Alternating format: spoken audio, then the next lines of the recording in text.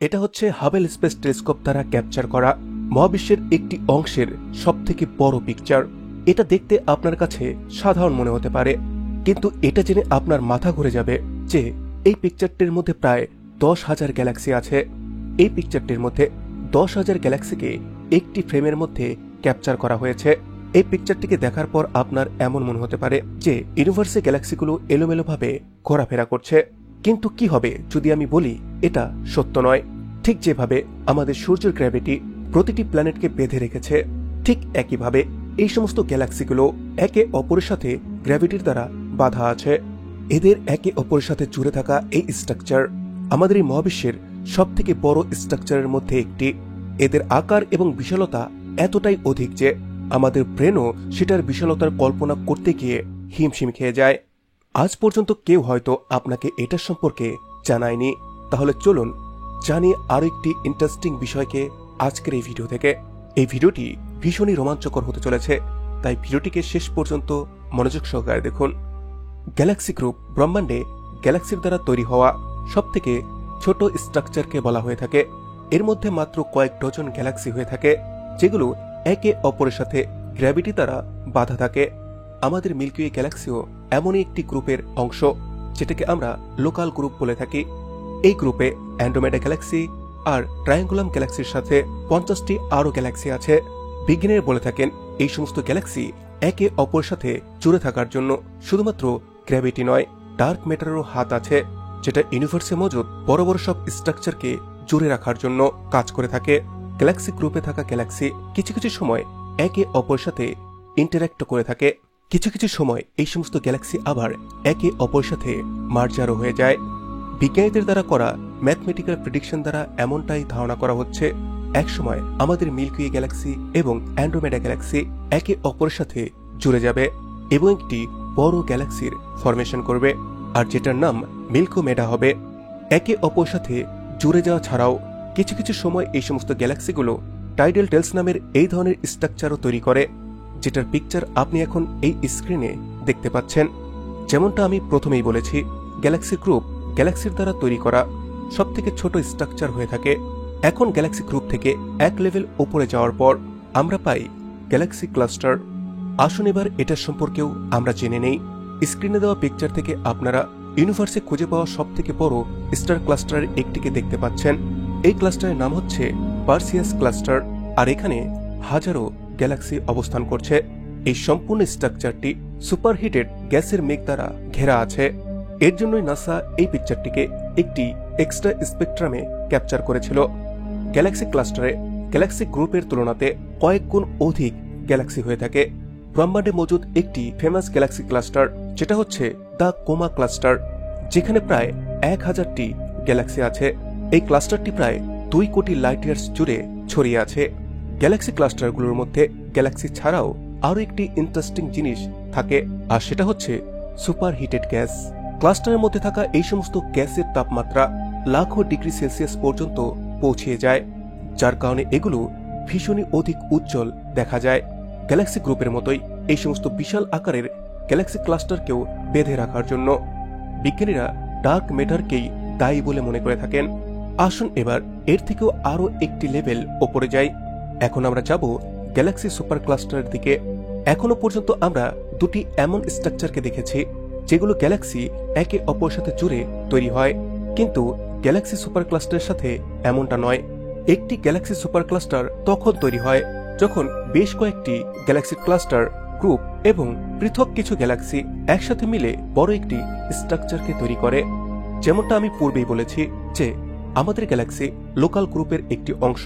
এই গ্রুপ লানিয়াকিয়া নামের একটি সুপার ক্লাস্টারের আউটার এজের দিকে অবস্থিত। 52 কোটি লাইট ইয়ার্স জুড়ে ছড়িয়ে থাকা এই সুপার ক্লাস্টার ব্রহ্মাণ্ডে খুঁজে পাওয়া এখনো পর্যন্ত সবথেকে বড় স্ট্রাকচারের মধ্যে একটি।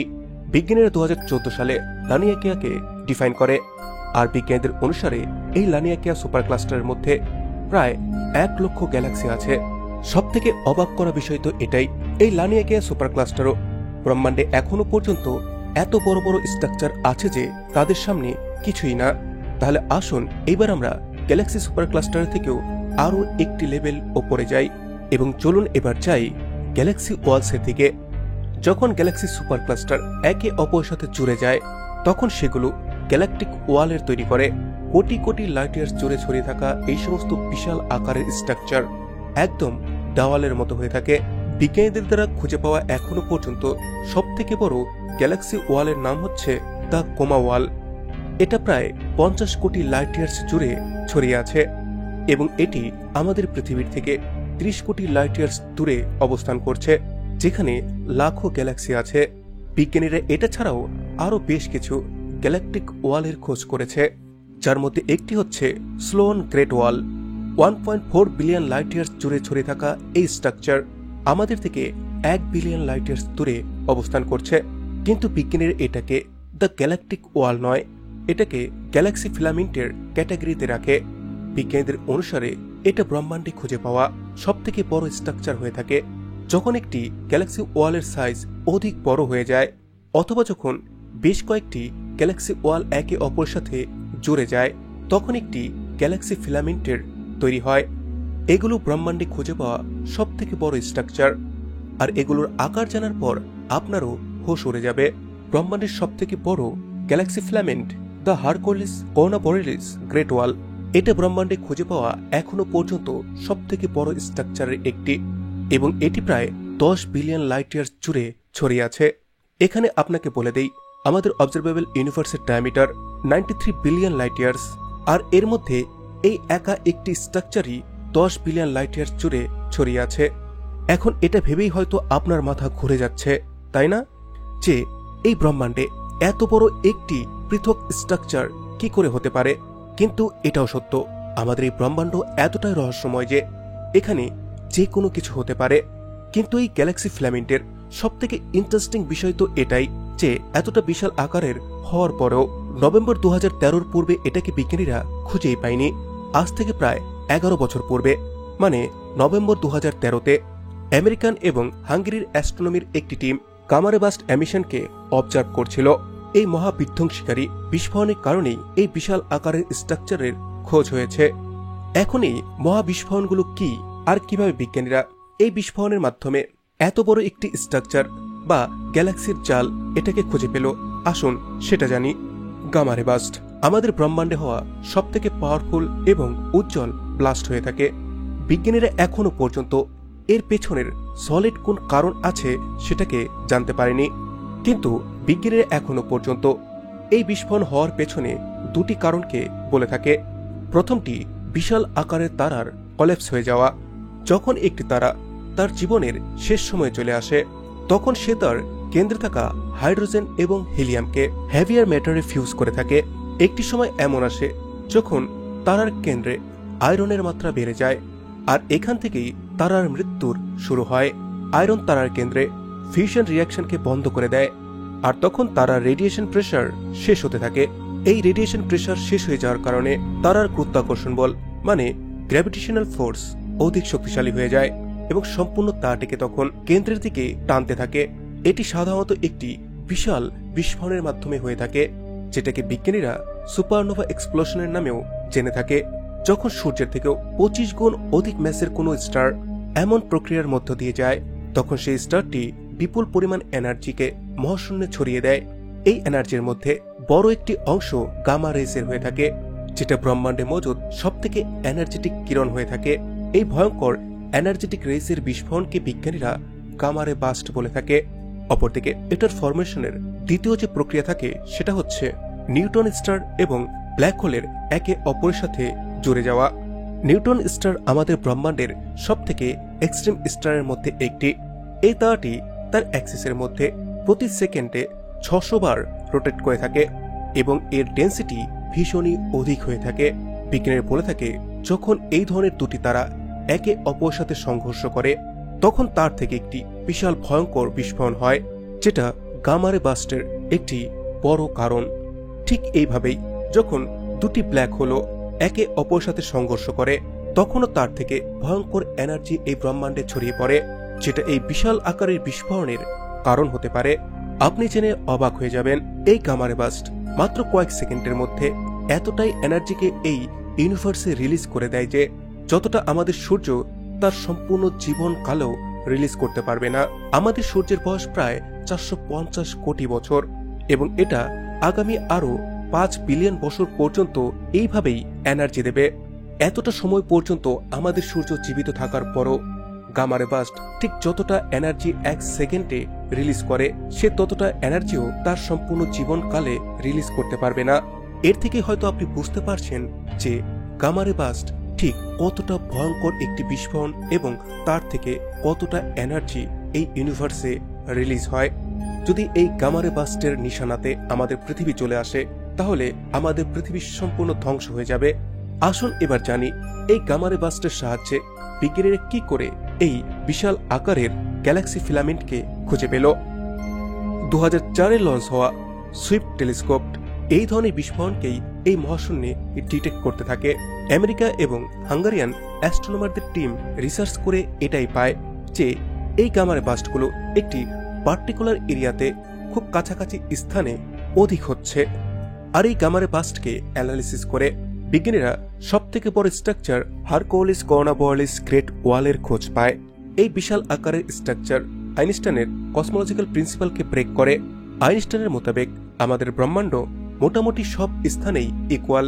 এর মানে আপনি যদি ব্রহ্মাণ্ডের দুটি অংশকে আলাদা আলাদা কম্পেয়ার করে থাকেন তাহলে আপনি তাদের মধ্যে সামান্য কিছুই ডিফারেন্স দেখতে পাবেন। এটা ছাড়াও আইনস্টাইন তার কসমোলজিক্যাল প্রিন্সিপালে এটাও বলেন যে ব্রহ্মাণ্ডে কোনো স্ট্রাকচার 1.2 বিলিয়ন লাইট ইয়ার্সের ওপরে হতেই পারে না, কিন্তু এই গ্রেট ওয়ালটি তার থেকেও 10 গুণ অধিক বড়, যেটা আইনস্টাইনের কসমোলজিক্যাল প্রিন্সিপালের বিরুদ্ধে দেখা যাচ্ছে। এটা ছাড়াও এই স্ট্রাকচারটি ইউনিভার্সের এভলিউশন থিওরিকেও চ্যালেঞ্জ করে থাকে, যেটা বিজ্ঞানীদের জন্য ভীষণই চিন্তার একটি বিষয়। বিজ্ঞানীদের অনুসারে আমাদের এই ইউনিভার্সের শুরু আজ থেকে প্রায় 13.8 বিলিয়ন বছর পূর্বে একটি বিশাল আকারের বিস্ফোরণ থেকে হয়েছিল। ওই সময় আমাদের এই সম্পূর্ণ ব্রহ্মাণ্ড একটি ছোট্ট বিন্দুর মতো ছিল, যেটাকে সিঙ্গুলারিটিও বলা হয়ে থাকে। এই সিঙ্গুলারিটির মধ্যে কিছু ডিস্টারবেন্সের কারণে এটা ভীষণ দ্রুত গতিতে ছড়িয়ে পড়তে থাকে, আর যার থেকেই এই বিশাল আকারের ব্রহ্মাণ্ডের রূপকে আজ আমরা দেখতে পাচ্ছি। কিন্তু এখানে প্রবলেমটা হচ্ছে এটাই, এই হারকোলিস গ্রেট ওয়ালটি আমাদের থেকে 10 বিলিয়ন লাইট ইয়ার্স দূরে অবস্থান করছে। এর মানে এই স্ট্রাকচার থেকে আসা আলো 10 বিলিয়ন বছরের পুরনো।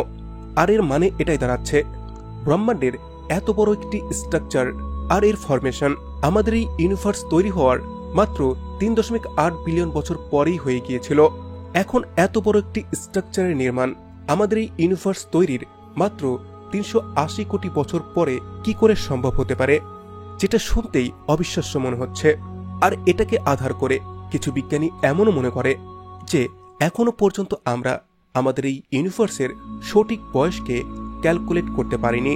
ইউনিভার্সিটি অফ ওটার প্রফেসর রাজেন্দ্র গুপ্তা এমনটাই বলেন যে আমাদের ইউনিভার্সের অ্যাকচুয়াল বয়স হচ্ছে 26.7 বিলিয়ন বছর, মানে 2670 কোটি বছর, যেটা বর্তমানে 13.7 বিলিয়ন বছরের থেকেও দ্বিগুণ।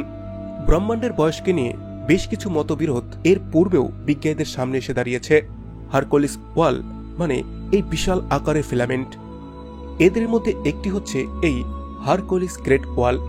এখন এই বিশাল আকারের গ্রেট ওয়ালটি তার আকারের কারণে বিজ্ঞানীদের তো হোশ উড়িয়ে দিয়েছে, একই সাথে এটা বেশ কিছু ফিজিক্সের নিয়মকেও ভাঙছে, যার কারণে এটার অরিজিনকে বুঝতে পারা বিজ্ঞানীদের জন্য ভীষণই অধিক কঠিন হয়ে যাচ্ছে। তো বন্ধুরা, আপনাদের কি মনে হয় আমাদের এই ইউনিভার্সে এর থেকেও কি বড় কোনো স্ট্রাকচার হতে পারে? সেটা আমাকে অবশ্যই কমেন্টে জানাবেন।